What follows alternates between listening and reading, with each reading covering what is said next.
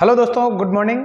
कैसे हैं आप सभी स्टूडेंट। यहाँ पर हम पढ़ रहे हैं फर्स्ट ग्रेड और सेकंड ग्रेड की मैथमेटिक्स, जिसमें सेट्स जो एसआर से नहीं फर्स्ट है, उसमें फर्स्ट जो अपने चैप्टर है सेट्स एंड रिलेशन, वो हमने स्टार्ट किया था। आगे बढ़ने से पहले मैं ये चाहूँगा कि आप 2 मिनट के लिए लास्ट जो लेक्चर था उसका इंट्रो वाला जो पार्ट था उसमें हमने बेसिक फंडामेंटल लिए हैं, तो वो आप लोग देखें। मैं तब तक के लिए स्क्रीन के सामने से हट जाता हूँ।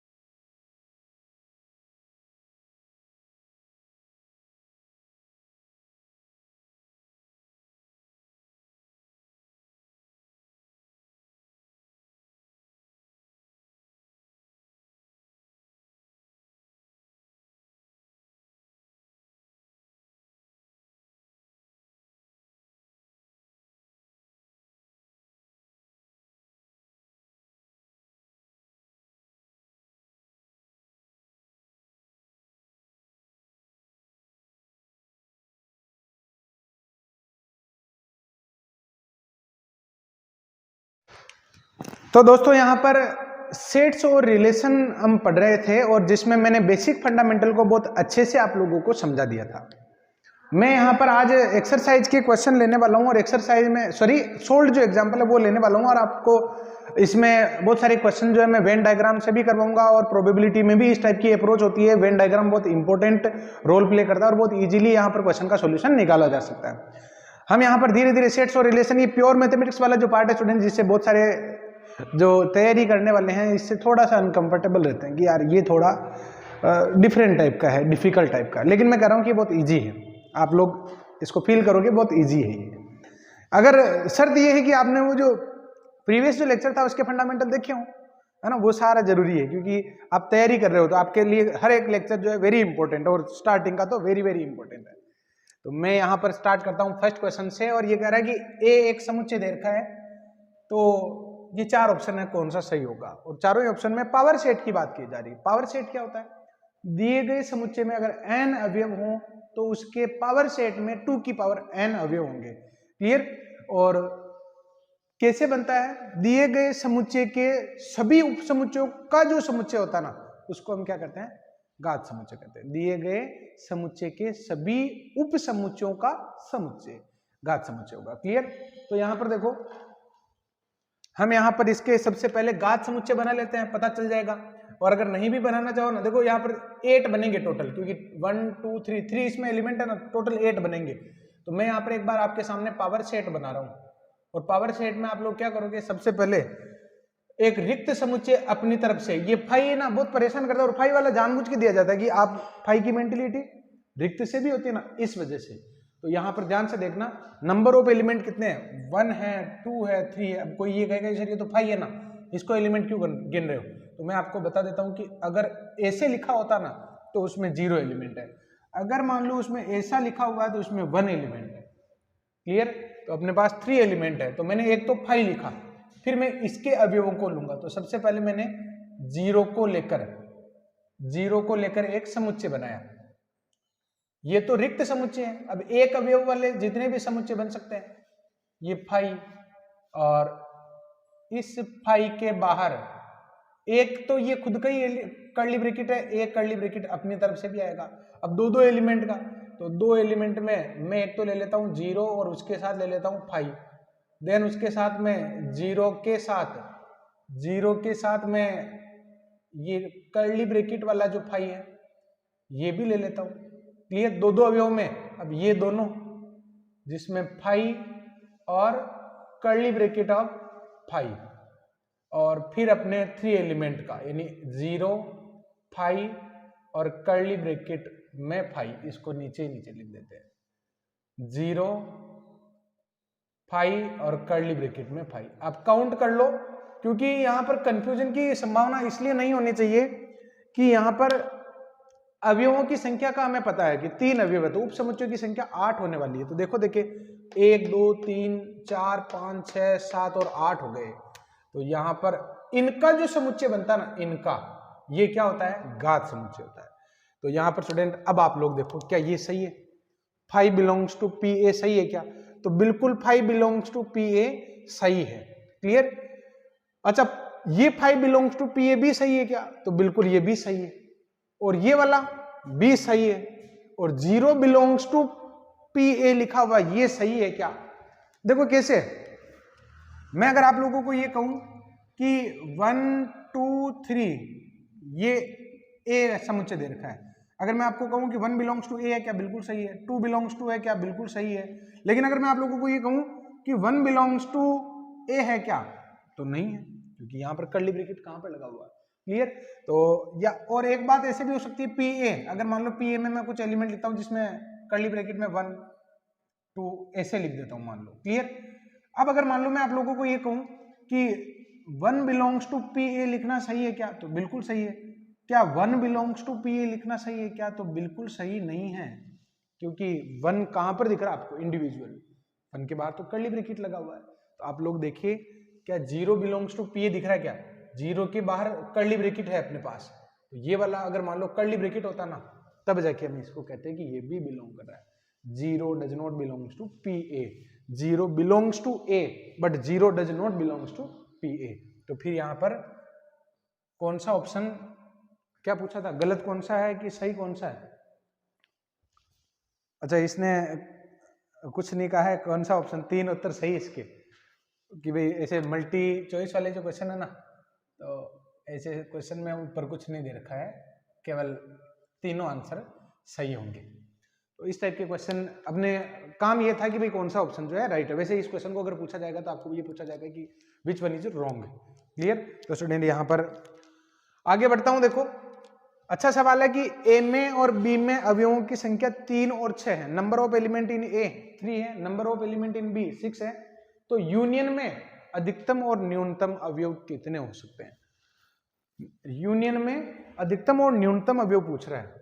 अच्छा स्टूडेंट, यहां पर आप लोग क्या कर सकते हैं, देखो अधिकतम और न्यूनतम का अगर पता लगाना है, आप इस तरीके से कर सकते हैं कि एक समुच्चय मान लो ए, जिसमें एक में तो मैं मान लेता हूं 1 2 3, अधिकतम और न्यूनतम अवयव पूछ रहा है ना। एक काम करो, एक बी तो ऐसे मानो जिसमें 1 1 2 3 हो, 1 2 3 4 5 और 6 हो।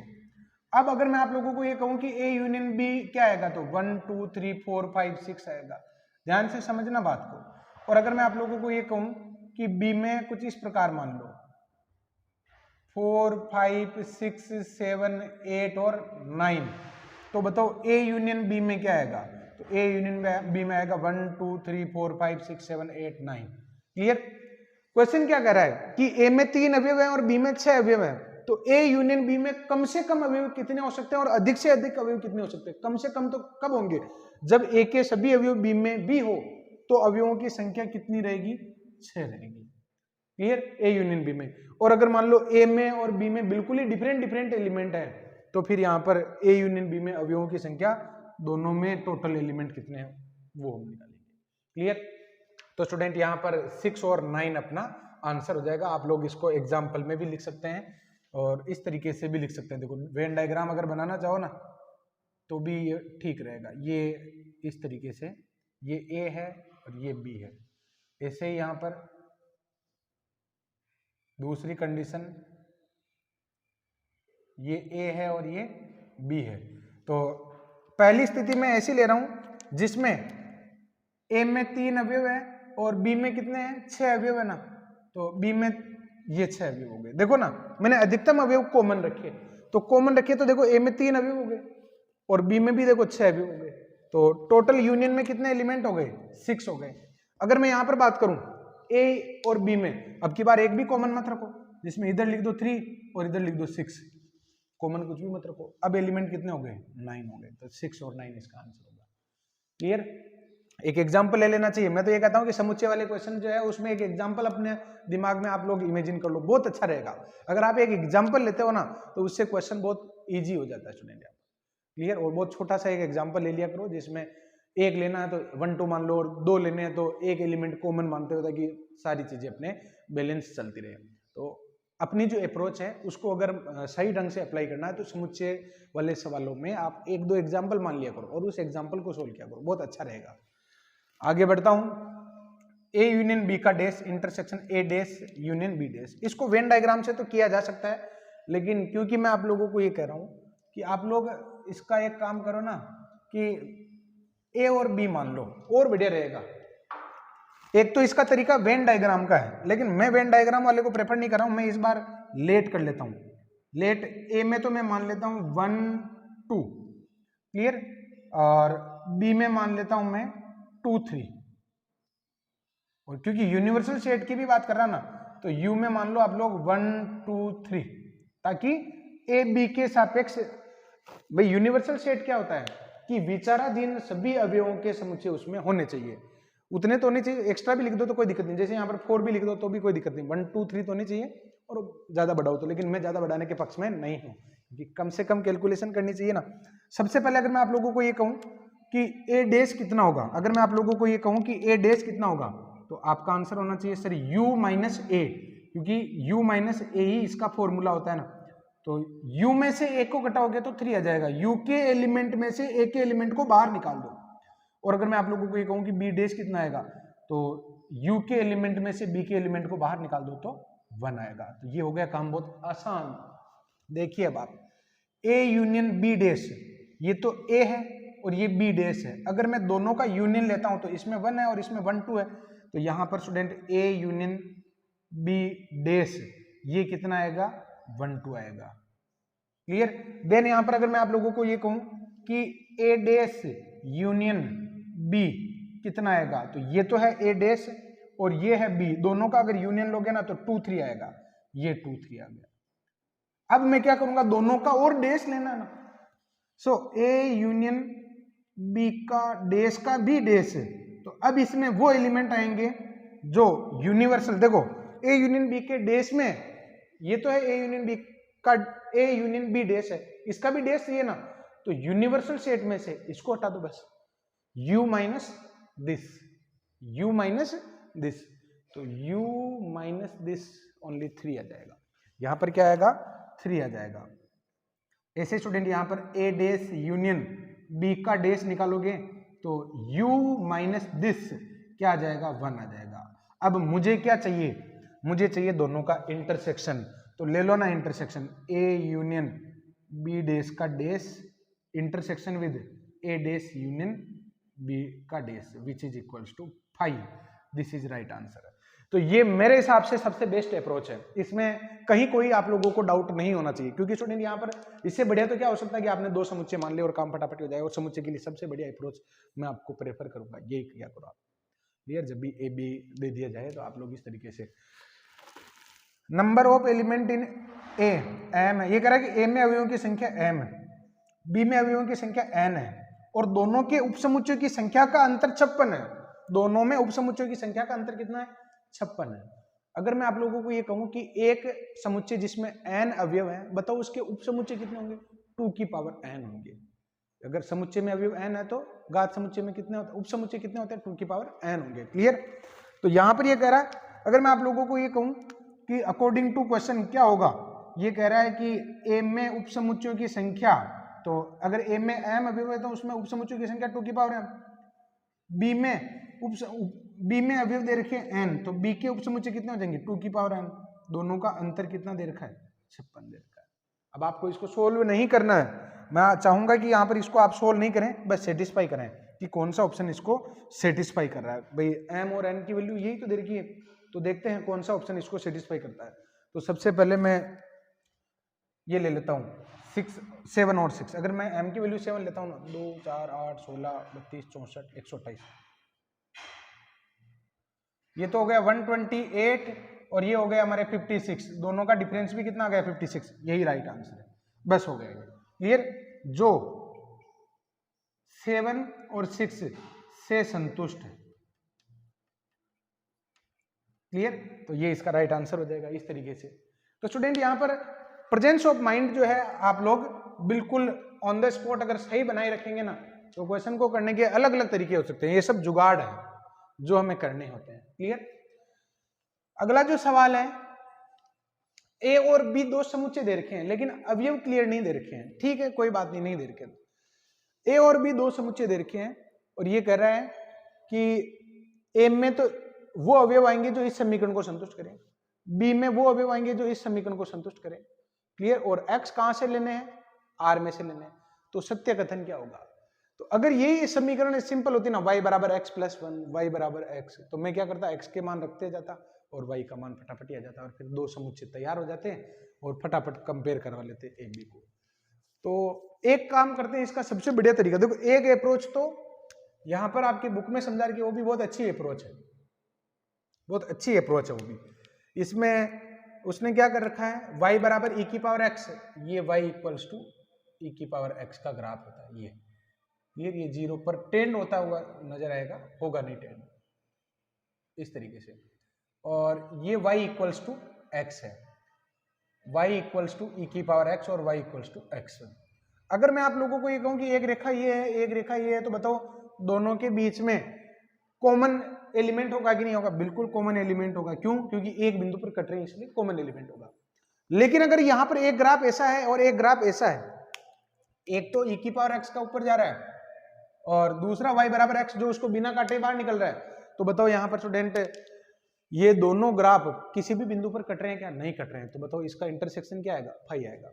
लेकिन एक समस्या आ गई कि सर ऐसे तो डाउटफुल भी है, हो सकता है कि काटता हुआ चला जाए या फिर एक बिंदु पर स्पर्श कर जाए, तो फिर हमें कैसे पता चलेगा? अगर डायग्राम में थोड़ा सा मिस मैनेज हो जाए, जैसे अगर मान लो ये y बराबर x की जगह अगर ये y बराबर 2x रख दे, y बराबर 3x रख दे, तो फिर तो समस्या हो सकती है ना। तो उसके लिए समाधान क्या है? उसके लिए समाधान स्टूडेंट यहाँ पर आप लोग एक काम किया करो, दो जैसे ये L1 रेखा है और ये L2 रेखा है, मुझे पता लगाना कि ये दोनों रेखाएं जो है काट भी रही कि नहीं काट रही। तो उसके लिए मुझे क्या करना चाहिए? इंटरसेक्शन पॉइंट निकालना। अगर इंटरसेक्शन पॉइंट आता है तब तो intersection A intersection B phi नहीं होगा, और अगर मान लो कोई कटान बिंदु नहीं आता तो फिर फाई होगा। तो मैं यहां पर कटान बिंदु निकालने वाला हूं। क्लियर। y बराबर e की पावर x, ये समीकरण 1, और y बराबर x, ये समीकरण 2। तो मैं ले लेता हूं कटान बिंदु। कटान बिंदु क्या आ जाएगा? e की पावर x बराबर में x आ जाएगा। अब आप एक बात बताओ कि ये स्टेटमेंट कब सत्य हो सकता है? कभी भी सत्य हो सकता है क्या? e की पावर x बराबर x वाला? तो स्टूडेंट यहां पर ये कभी भी सत्य नहीं हो सकता। रीजन क्या है कि x की वैल्यू अगर आप 0 लोगे ना, अगर x की वैल्यू 0 लोगे तो ये तो हो जाएगा 1 और ये आ जाएगा 0। फिर अगर मान लो आप x की वैल्यू बढ़ाते हो, जैसे x की वैल्यू अगर 1 पुट कर देते हो तो ये e हो जाएगा, ये 1 हो जाएगा, जो कभी बराबर नहीं आएगा। यानी x की किसी भी वैल्यू पर ये संतुष्ट नहीं होगा। तो x की जब वैल्यू ही नहीं आएगी तो फिर यहाँ पर कटान बिंदु होगा क्या? क्लियर। तो स्टूडेंट यहाँ पर हम लिखेंगे जो x के किसी भी मान पर, किसी मान पर संतुष्ट नहीं होगा। आप लोग चाहें तो एक दो बिंदु रखें, जैसे x की वैल्यू पॉजिटिव में 1 2 3 ऐसे रख देते हैं, तो इसकी वैल्यू क्या आएगी? देखो e की पावर 1 इक्वल्स टू 1, ये सही है क्या? नहीं है। e स्क्वायर इक्वल्स टू 2 सही है क्या? बिल्कुल नहीं है। e क्यूब, अब तो और दूरी बढ़ गई, यहाँ तो दूरी 2.7 और 1 की थी, अब तो 2.7 का स्क्वायर और 2। और अगर नेगेटिव वैल्यू रखते हो, जैसे x बराबर -1, x बराबर -2, x बराबर -3, तो इधर आ जाएगा e की पावर -1 और ये -1, e की पावर -2 -2, e की पावर -3 और -3। ये 1/e है, 1/e पॉजिटिव होगा। पॉजिटिव संख्या नेगेटिव के बराबर हो सकती है? बिल्कुल ही नहीं हो सकती। तो स्टूडेंट यहाँ पर ये किसी भी मान पर संतुष्ट होने वाला नहीं है, और 0 पर भी मैंने अलग से कर लिया। तो स्टूडेंट यहाँ पर हम क्या करेंगे कि अतः कोई कटान बिंदु नहीं होगा, अतः कटान बिंदु नहीं है, कटान बिंदु नहीं है। इसका मतलब ए इंटरसेक्शन बी क्या आ जाएगा? हमारे फाई आ जाएगा। क्लियर। और एक एग्जाम्पल मेरी तरफ से मैं आपको देता हूं, और वो एग्जाम्पल इस प्रकार है। क्या एग्जाम्पल हम सोच सकते हैं? जैसे y इक्वल्स टू, एक तो हो जाएगा log x, और एक हो जाएगा हमारे y equals to log x नहीं, y equals to x plus 1, और एक दे रहा हूं मैं y equals to 2x -3। Clear. ये ए समुच्चय है और ये बी समुच्चय है, और मैं कह रहा हूं कि यहां पर भी आप लोग ए इंटरसेक्शन बी निकाल कर देखिए।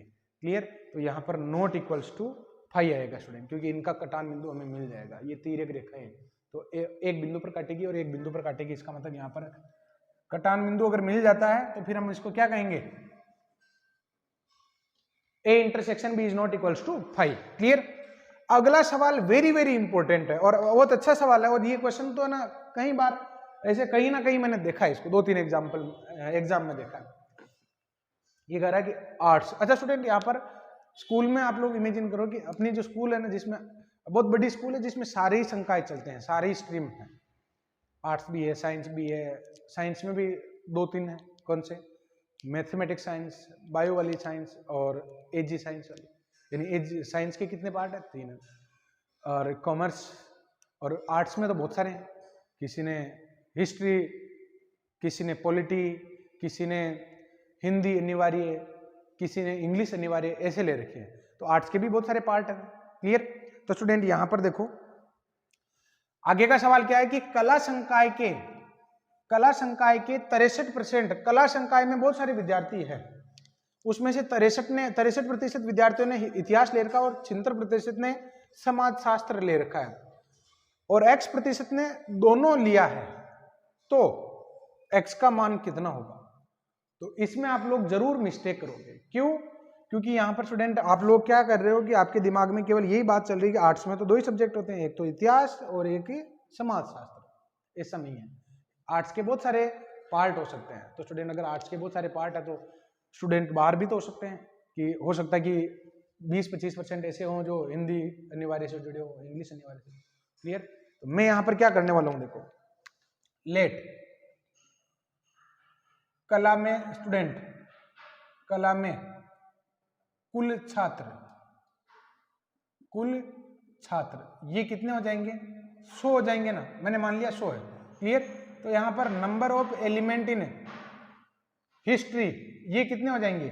63, और number of element in social science, clear, ये कितने हो जाएंगे हमारे? सोशियोलॉजी में कितने हो जाएंगे हमारे? 76। सोशियोलॉजी में तो हो गए 76 और हिस्ट्री में कितने हो गए? 63। अगर मैं आप लोगों को ये कहूं कि H का और S का अगर यूनियन ले लें तो कितना आएगा? 100 से तो पार होने से रहा, जबकि ये तो आपको 100 से पार करवा देगा। लेकिन क्योंकि ये सारे स्टूडेंट जो हैं या तो कॉमन है, या तो अधिकतम कॉमन है, या फिर न्यूनतम कॉमन है, लेकिन दोनों का मिला के 100 से कम ही बैठेगा। ज्यादा से ज्यादा हो सकता है कि दूसरे आर्ट्स के जो दूसरे पैटर्न, हो सकता है कि जो हिंदी अनिवार्य है उसमें एक भी विद्यार्थी नहीं हो, इंग्लिश अनिवार्य एक भी विद्यार्थी नहीं हो भी सकता है, नहीं भी हो सकता है।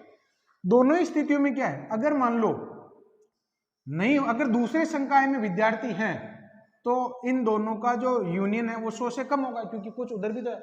और अगर मान लो उनमें कुछ भी नहीं है तो फिर बराबर भी हो सकता है कि दोनों का मिलाकर कितना हो, अपने 100 भी हो सकता है। तो स्टूडेंट यहाँ पर H और S का यूनियन कितना है? 100 से लेस देना है। अब यहाँ पर आप लोग देखिए कि हमें एक इसके आधार पर एक इक्वेशन जनरेट कर सकते हैं ना, NH plus NS minus NH intersection S is less than equal 100। H में है 63, ये है 76, माइनस में ये हो जाएगा हमारे N, ये तो हमें निकालना है, H intersection S less than equal 100। Clear? तो स्टूडेंट यहाँ पर अगर मैं इसको सोल्व करता हूँ कितना हो जाएगा? 139। तो 139 इधर जाएगा तो NH इंटरसेक्शन S इसकी जो वैल्यू है स्टूडेंट ग्रेटर देन होगी हमारे 39 से। इसकी कैलकुलेशन मैंने थोड़ी सी डायरेक्ट लिख दी, जैसे लिखी देखो, ये दोनों संख्याएं जुड़ेगी तो 139 और ये 100 इधर आएगा तो 39 इधर है, और ये इधर जाएगा तो पॉजिटिव हो जाएगा। तो number of element in H intersection S, यानी हिस्ट्री और सोशियोलॉजी में हाईएस्ट जो कॉमन एलिमेंट है वो 39 से तो ज्यादा ही होंगे। तो स्टूडेंट यहाँ पर आप लोग क्या करते हैं, आप लोग यहाँ पर बराबर में अगर 100 लगाते हैं तो आपका आंसर A हो जाता, ये गलती हो जाती। तो स्टूडेंट यहाँ पर फिर हमें इस बात की सावधानी रखनी चाहिए। तो फिर कैसे करें? तो यहाँ पर आप लोग देखिए, अब मैं क्या करने वाला हूं, यहां पर 2 पार्ट में इसको सेपरेट करना। सिंस कि नंबर ऑफ एलिमेंट, क्योंकि ये जो A intersection H intersection S है ना, ये या तो एच का सबसेट होगा या फिर एच इंटरसेक्शन एस का सबसेट होगा।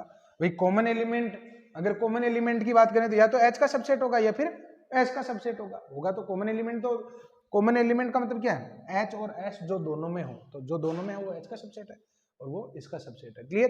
किसी केस में बराबर भी हो सकता है, ऐसा भी हो सकता है। क्लियर? तो स्टूडेंट यहां पर देखिए आप कि number of element in H intersection S ये लेस देन इक्वल होंगे number of element in H के। तो ऐसे number of element in H intersection S ये लेस देन इक्वल होंगे हमारे number of element in S के।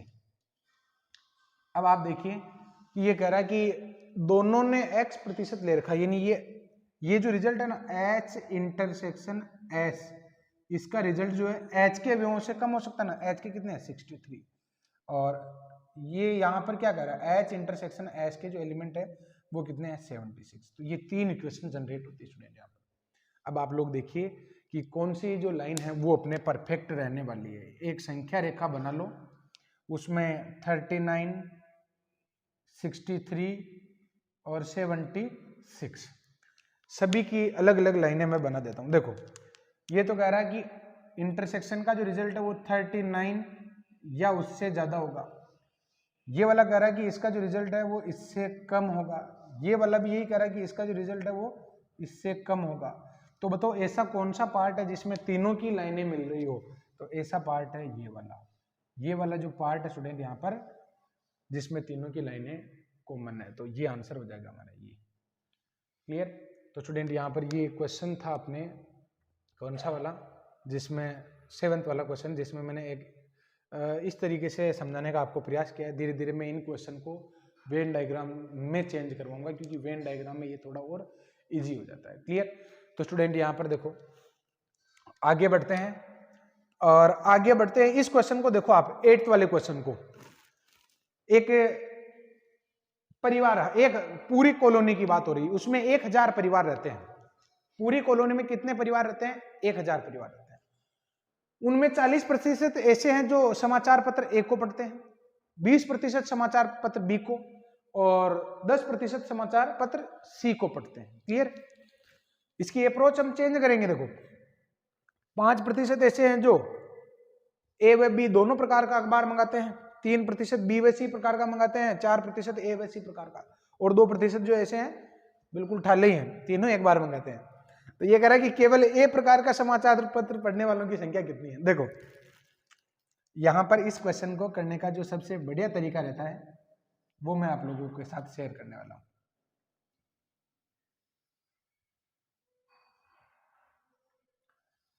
तीन अखबारों की बात हो रही है तो आपको क्या करना चाहिए? 3 गोले बना लेने चाहिए। ऐसे हमें यहां पर 3 गोले बना लेने चाहिए।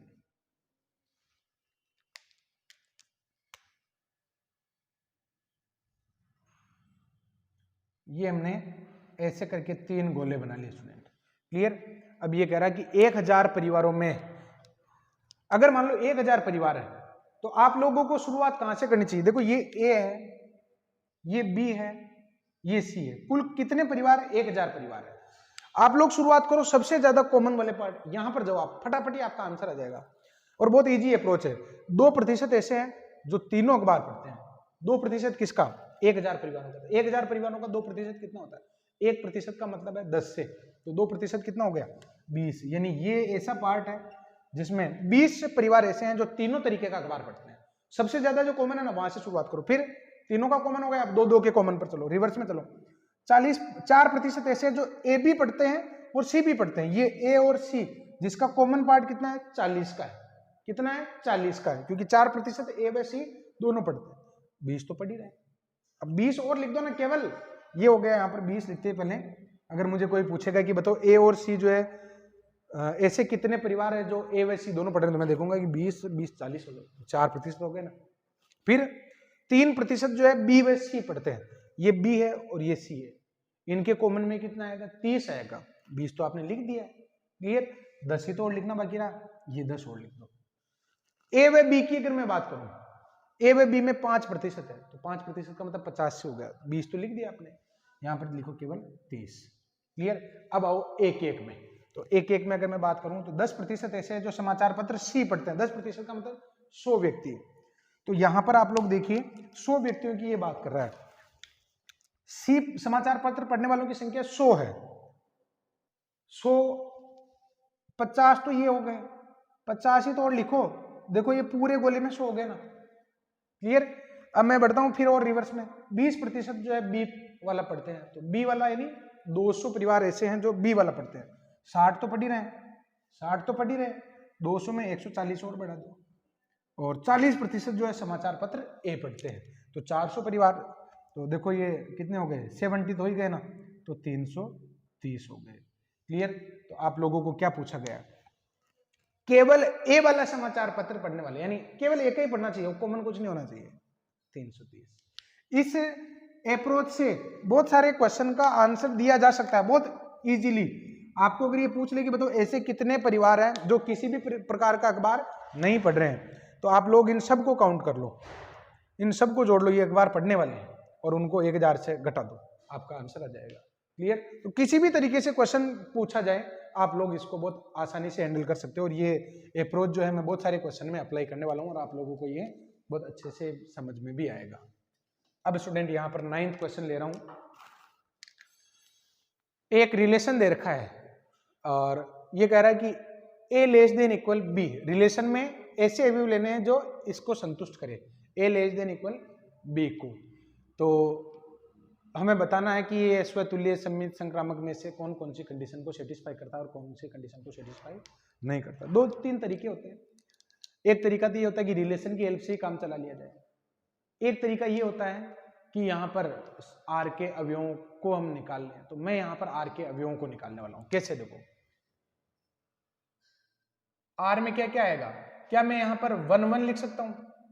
बिल्कुल, देखो ना 1 इक्वल तो ही है ना, तो इक्वल वाली कंडीशन भी एक्सेप्ट कर सकते हो। 1 2 लिख सकते हो क्या? बिल्कुल लिख सकते हो।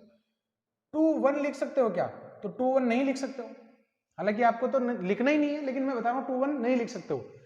फिर 1 1 1 2 1 3 डैश डैश डैश, ये पूरी लाइन हो जाएगी। फिर 2 पर आएंगे तो 2 1 लिख सकते हो क्या? नहीं लिख सकते हो। 2 2 बिल्कुल लिख सकते हो। 2 3 2 4 डैश डैश डैश, ये अप्रोच चलती रहेगी।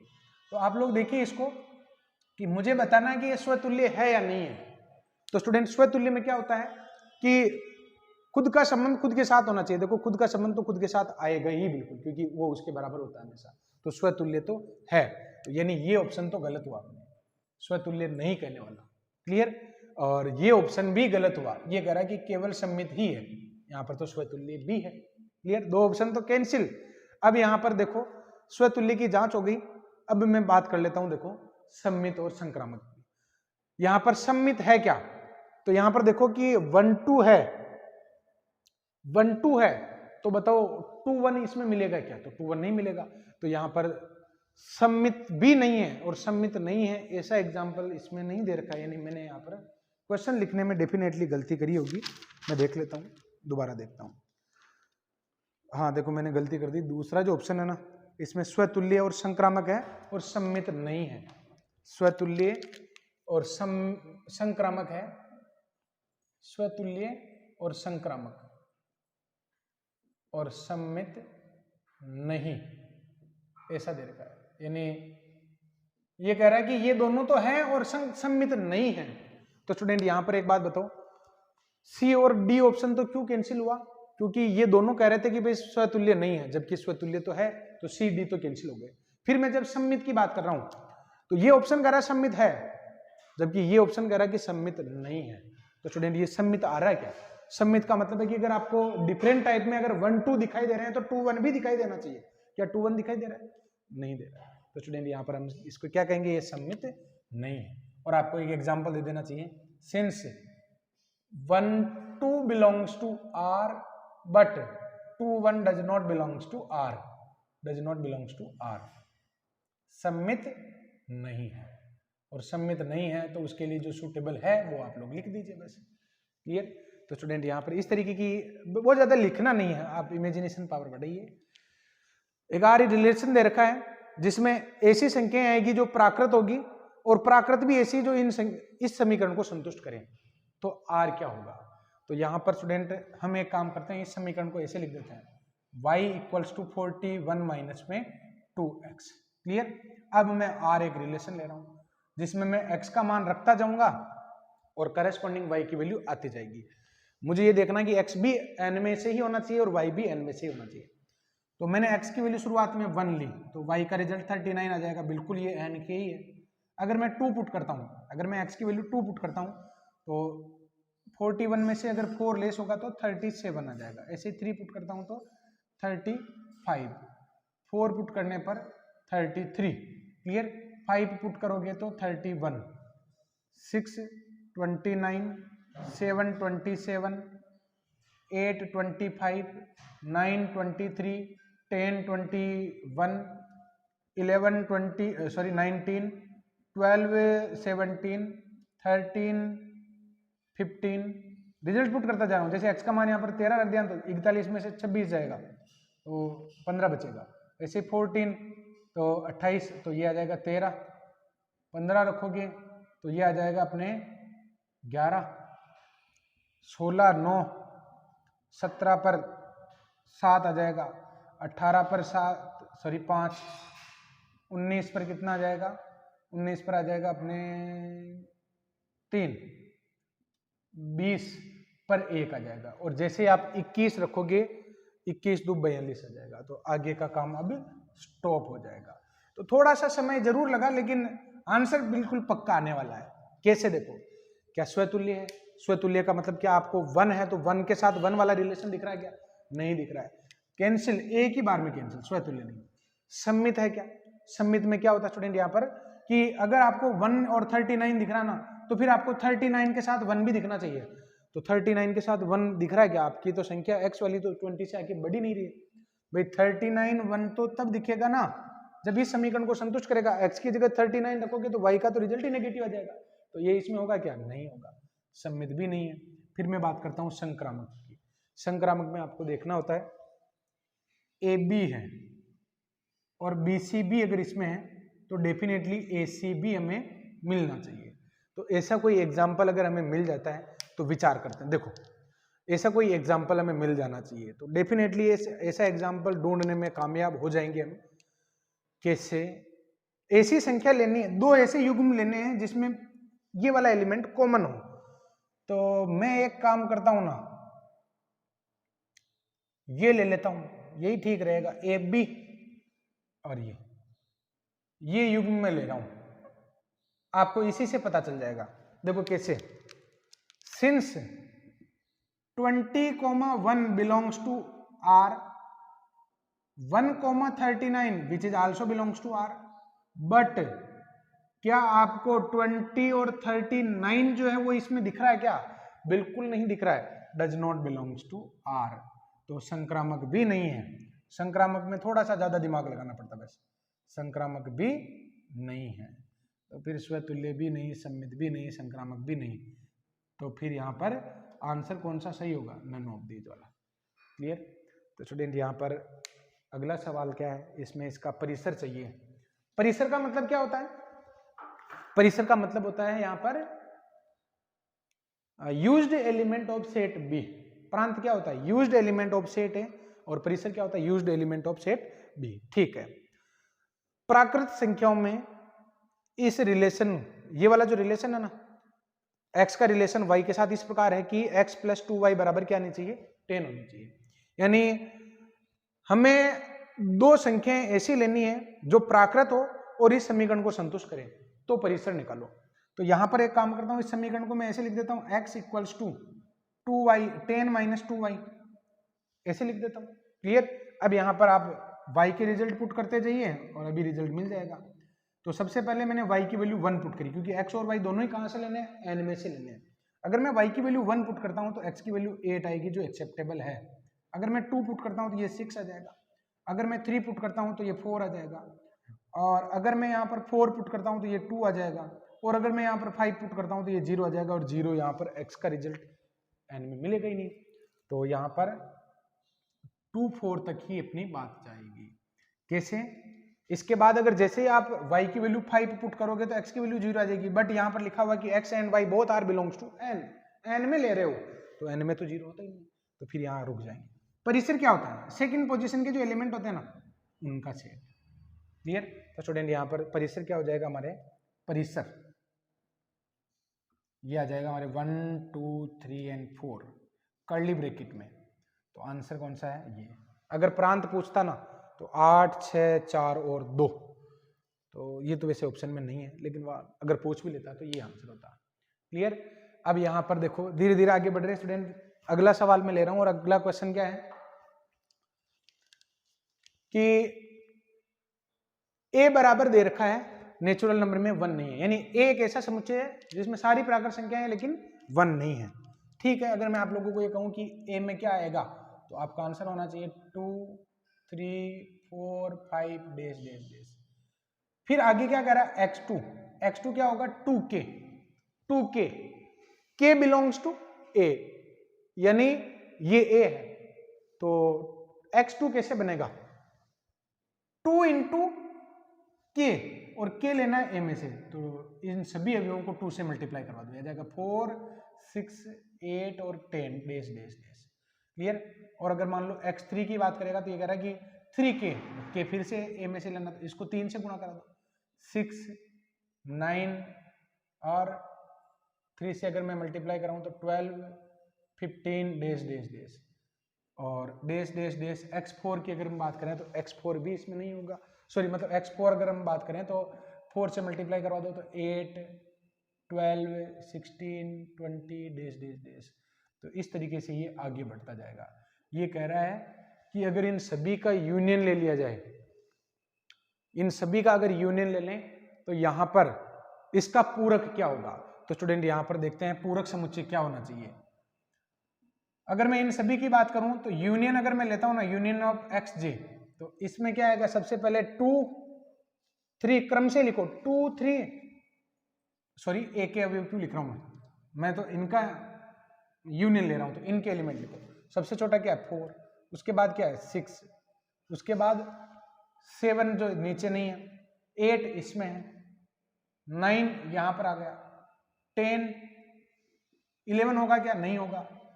11 के बाद में 12 यहां पर मिल गया, कहीं भी मिलो आप क्रम से लिखने का प्रयास करो। 13 मिलेगा ही नहीं, क्योंकि अभाज्य संख्या कभी आएगी नहीं। देख लो किसी भी संख्या को गुणा करवाने पर अभाज्य आती है क्या? नहीं आएगी, 13 नहीं मिलेगा। 14 डेफिनेटली यहां पर देखो ना, 8 10 12 14, ये 14 आ जाएगा, और फिर ये 16। बस रुक जाओ आप, इसको देखो कि क्या आंसर आने वाला है, क्या इसका पूरक चाहिए। तो स्टूडेंट यहां पर यूनियन ऑफ एक्स जे, इसका अगर पूरक चाहिए ना तो ए में से यूनियन ऑफ एक्स जे को घटा दो, तो ए आपके सामने लिखा हुआ है, क्या आएगा देखो, ये आएगा 2 3, भाई ए में से उन सभी अवयवों को हटा दो जो इसमें आपको दिख रहे हैं, तो 2 आ गया, 3 आ गया, उसके बाद 4 नहीं 5 आएगा इसमें, फिर जैसे जैसे इसमें 7 नहीं है तो 7 इसमें लिखा जाएगा, फिर यहां पर 11, फिर 13 ये वाला आएगा। क्या किया मैंने? ए में से उन अवयवों को बाहर निकाल दिया जो इसके हैं, तो ये अवयव बचे। ये क्या दिख रहे हैं आपको? ये अभाज्य संख्याएं दिख रही है, अभाज्य संख्याएं इसका आंसर हो जाएगा। क्लियर? तो स्टूडेंट यहां पर अभाज्य संख्याओं का जो समुच्चय है वो इसका आंसर है। तो ठीक है, यहाँ पर थोड़ा सा अगर क्वेश्चन बड़ा दिखता है तो थोड़ा शांति से उसको हैंडल करें, बिल्कुल अपनी जो मानसिकता है स्टूडेंट उसको थोड़ा सा स्टेबल करें, एकांत वातावरण में पढ़ा करो इन सब चीजों को, क्योंकि मैथ्स पढ़ रहे हो आप। क्लियर?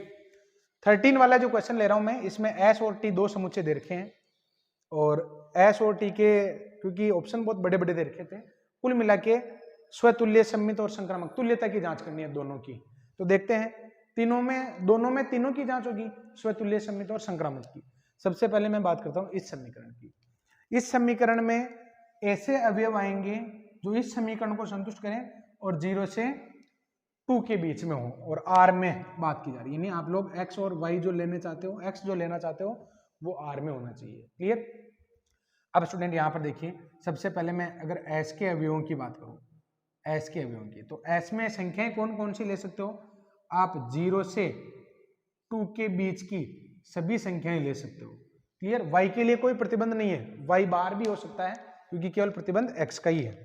तो यहां पर देखो मैंने यहां पर पुट कर दिया 0.1, 0.2, फिर 1, 1.1 ऐसे। तो अगर मैं x की वैल्यू 0.1 रखता हूं, 0.1, तो उसके साथ में y की वैल्यू कितनी आएगी? तो ये आ जाएगी माइनस का 0.9। फिर मैं अगर 0.5 पुट करता हूं तो माइनस का 0.5 आ जाएगा। फिर अगर मैं यहाँ पर 1 पुट करता हूँ, x की वैल्यू अगर 1 पुट करता हूँ तो y की वैल्यू क्या आ जाएगी? 0। और अगर मैं x की वैल्यू 1.5 पुट करता हूँ तो ये आ जाएगा 0.5। क्लियर? बस कुछ एलिमेंट हमने ले लिए, इनको देखो, क्या ये स्वतुल्य है? क्या यहाँ पर ये आपको रिजल्ट स्वतुल्य दिख रहा है? नहीं दिख रहा है। क्यों? क्योंकि यहाँ पर 0.1 है तो फिर y का रिजल्ट 0.1 आपको नहीं दिख रहा है, स्वतुल्य नहीं है। अच्छा, सम्मित है क्या? सम्मित का मतलब ये है कि अगर आपको 0.1 और माइनस का 0.9 अगर आपको एस में दिख रहा है तो क्या आपको 0.9 माइनस का और 0.1 ये भी एस में दिखेगा क्या? हो सकता है कि क्योंकि बहुत सारे एलिमेंट है तो हमने छोड़ दिए हूं। तो स्टूडेंट यहाँ पर आप लोग देखो कि ये पोजीशन एक्स की बता रहा है कि आप इस एलिमेंट को एस में चेक करना चाहते हो, तो क्या आपके पास एक्स का ऐसा रिजल्ट अवेलेबल होगा क्या? बिल्कुल नहीं होगा। तो यहाँ पर आप लोग क्या करोगे? अगर भाई जांच ऐसे मौखिक ही करनी है, इसमें वो ज्यादा डीप में नहीं जाना। स्वतुल्य नहीं है, स्वतुल्य नहीं है, फिर सम्मित भी नहीं है, सम्मित भी नहीं है। और अगर मैं संक्रामक की बात करूं तो स्टूडेंट यहाँ पर संक्रामक भी नहीं होगा। क्यों नहीं होगा? क्योंकि यहाँ पर आपको ऐसा कोई युग्म नहीं मिलने वाला है, ऐसा युग्म तो एक भी नहीं मिलेगा जिससे अपने रिजल्ट जो है स्टूडेंट स्टेबल आ जाए। और अगर मिल जाता है तो चेक कर लेते हैं कि x की वैल्यू अगर ऐसी कोई वैल्यू मिल जाती है जिसमें ए बी और बी सी टाइप का कॉम्बिनेशन हो। मुझे एक ऐसा एग्जाम्पल चाहिए जो मुझे मिल गया। देखो ये एक एलिमेंट इसमें कॉमन है। तो स्टूडेंट यहाँ पर मैं एक काम करता हूँ ना, इसको ऐसे लिख देता हूँ, since 1.5 0.5 belongs to S and 0.5 minus 0.5 belongs to S, but 1.5 minus 0.5 does not belongs to S। क्यों? क्योंकि वो इस समीकरण को संतुष्ट नहीं कर रहा है। क्योंकि देख लो y का मान 1.5 और x का मान रख देता हूं माइनस का 0.5 और माइनस का 1, ये बराबर नहीं होता है। तो s वाला जो है तुल्यता नहीं है, s तुल्य नहीं है, तुल्यता संबंध नहीं है। अब मैं बात करता हूं t की। तो स्टूडेंट यहां पर t की अगर मैं बात करूं तो t में ऐसे अवयव आएंगे जो पूर्णांक है, x माइनस वाई जो है पूर्णांक होना चाहिए। तो अगर मैं x की वैल्यू 1 पुट करता हूं तो y की वैल्यू क्या आएगी? y की वैल्यू आएगी, सॉरी गलत कह रहा हूं मैं, मतलब दो युग्म ऐसे लेने हैं जिसमें दोनों का डिफरेंस जो है पूर्णांक होना चाहिए। तो 1 1 लिया, क्या 1 1 ले सकते हो? तो चेक करो 1 माइनस 1 पूर्णांक है क्या? 0 आ रहा है, बिल्कुल पूर्णांक है। क्लियर? जब जब आप समान लोगे ना तो दोनों का अंतर जो है 0 आएगा और 0 अपने पूर्णांक है, इसलिए स्वीकार किया जा सकता है। तो स्वतुल्य हो गया। क्लियर? अब मैं बात करता हूं 1 2 अगर मैं ले रहा हूं तो क्या 1 2 को एक्सेप्ट कर लोगे क्या कि 1 2, तो 1 माइनस 2 क्या आएगा? -1 और -1 पूर्णांक है। अच्छा स्टूडेंट 1 2 ले रहे हो, 2 1 ले सकते हो क्या? 2 1 डेफिनेटली ले सकते हो, क्योंकि 1 2 अगर ऋणात्मक पूर्णांक है तो 2 1 धनात्मक पूर्णांक है। तो स्टूडेंट यहां पर सम्मित भी हो गया। ऐसे एग्जाम्पल, सिंपल के एग्जाम्पल ले रहा हूं। और संक्रामक में देख लो, अगर मान लो a माइनस बी पूर्णांक है, b माइनस सी पूर्णांक है, तो a माइनस सी पूर्णांक नहीं होगा क्या? देखो ना आप, 1 2 अगर पूर्णांक है, 2 1 अगर पूर्णांक है तो आपको 1 1 भी इसमें दिख रहा है। देखो ए बी और बी सी अगर है तो ए सी भी दिख रहा है ना, 1 1। तो यहाँ पर ये संक्रामक भी हो गया। तो यहाँ पर टी क्या हो जाएगा? तुल्यता संबंध हो जाएगा, तुल्यता है। तो स्टूडेंट यहाँ पर 13 वाले क्वेश्चन का क्या आंसर होगा? 13 वाले क्वेश्चन में आंसर हो जाएगा हमारे थर्ड, टी आर पर तुल्यता संबंध है लेकिन एस पर नहीं है। क्लियर? तो स्टूडेंट यहाँ पर आई थिंक आप लोगों को ये समझ में आया होगा। थोड़ा सा आप लोग ना अपने हिसाब से भी एक एग्जाम्पल ऐसे सोच सकते हैं। अब स्टूडेंट यहाँ पर इसमें जो एक्सरसाइज के 5-6 जो क्वेश्चन दे रखे हैं, जो एग्जाम्पल बचे हुए हैं, मैं उम्मीद करता हूँ कि इन क्वेश्चन को आप लोग करेंगे। मैं यहाँ पर नेक्स्ट लेक्चर में एक्सरसाइज के क्वेश्चन लेने वाला हूँ। अभी जो मैंने क्वेश्चन छोड़े हैं स्टूडेंट, यहाँ पर बिल्कुल आप लोगों को ये सारे क्वेश्चन करने हैं। और कोई भी अगर प्रॉब्लम होती है तो आप कमेंट में लिखिए कि सर ये वाला जो एग्जाम्पल है आप करवा दीजिए, तो नेक्स्ट लेक्चर में बीच में कहीं जरूर मैं उस एग्जाम्पल को आप लोगों की बात मानते हुए करवाऊंगा। क्लियर? तो स्टूडेंट यहाँ पर आज की क्लास को हम यहीं ख़त्म करते हैं। अब मैं यहाँ पर नेक्स्ट लेक्चर में एक्सरसाइज के क्वेश्चन लेने वाला हूँ, तो नेक्स्ट वाला लेक्चर और भी इम्पोर्टेंट होगा जिसमें मैं 60 के लगभग क्वेश्चन यानी फर्स्ट वाली एक्सरसाइज जो है कंप्लीट करूँगा। क्लियर? तो स्टूडेंट फिलहाल आज की क्लास में बस इतना ही। Thank you.